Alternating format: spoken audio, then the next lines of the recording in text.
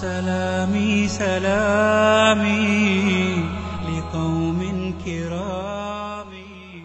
بادشاہوں میں ایک بادشاہ گزرا ہے محمود غزنوی۔ تاریخ میں محمود غزنوی کا ایک بہت بہترین نام ہے، اور یہ وہ محمود غزنوی ہے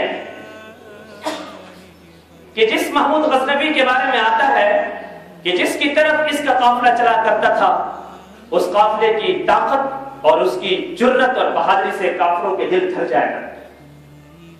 ایک دن اپنے دربار کے اندر بیٹھے ہیں محمود غزنوی، اور بیٹھ کر دعوت کرتے ہیں سب غلاموں کی بھی اور اپنے مشیروں اور وزیروں کی بھی، اور ایک بڑا سا پھل جو کڑوا پھل تھا، وہ پھل کی شاخیں اور ڈلیاں کاٹ کاٹ کے، کاخیں کاٹ کاٹ کے وہ اپنے سارے غلاموں کے اندر تقسیم کی، اور سب کو کہا کہ یہ میری طرف سے دعوت ہے، یہ کھاؤ۔ اور عجیب بات یہ تھی کہ وہ پھل بڑا کڑوا تھا۔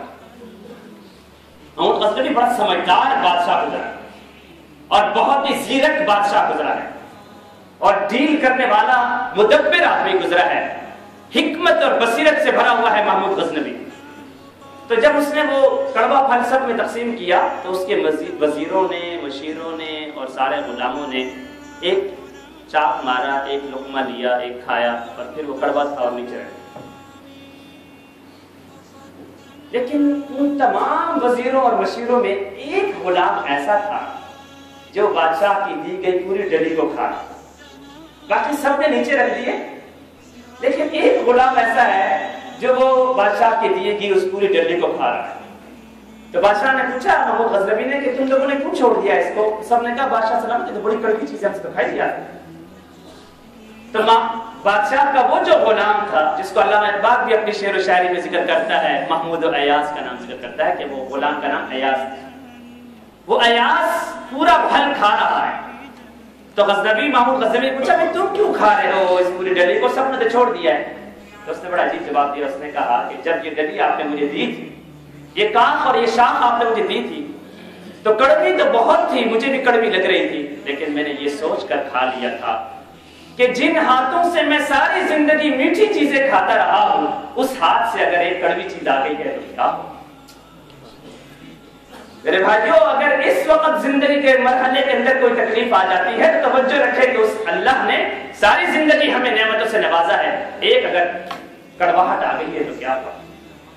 اس صحابی کو بھی یاد کیجئے، ابو عبد الرحمن کو، کہ جس نے رات کے وقت اپنی بیوی سے کہہ دیا تھا، بیوی نے رات کو اپنے شوہر سے کہہ دیا تھا کہ گھر میں کھانے کی کوئی چیز نہیں ہے۔ صبح یہ ابو عبد الرحمن کام کے لیے نکلا ہے، تجارت کے لیے، مزدوری کی تلاش میں، پورا دن یہ صحابی مزدوری کی تلاش میں رہا ہے، اسے کوئی دانہ، کوئی راشن، کوئی اناج اور کوئی غلہ نہیں ملا ہے۔ شام کو جب تھکا ہارا ہوا گھر پہ آتا ہے اور بیوی سے بے اختیاری طور پہ کہتا ہے کہ میں تھکا ہوا بہت ہوں، کچھ کھانے کی ہے تو عطا کر دو، کچھ دے دو۔ تو بیوی نے کہا ارے میرے سرتاج، میں نے رات کو کہہ دیا تھا کہ گھر میں کوئی کھانے کی چیز نہیں۔ شوہر شرمندہ ہو گیا کہ ہاں مجھے بیوی نے تو کہہ دیا تھا، اور مجھے آج پورے دن کوئی مزدوری بھی نہیں ملی کہ میں وہ کھا سکتا اور میں گھر کے لیے لا سکتا۔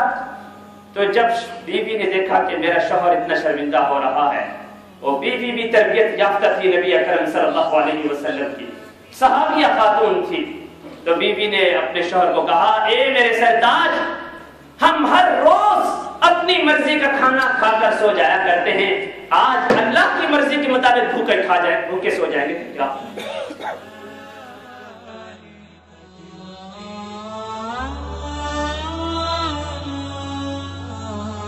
سلامی سلامی لقوم کرامی۔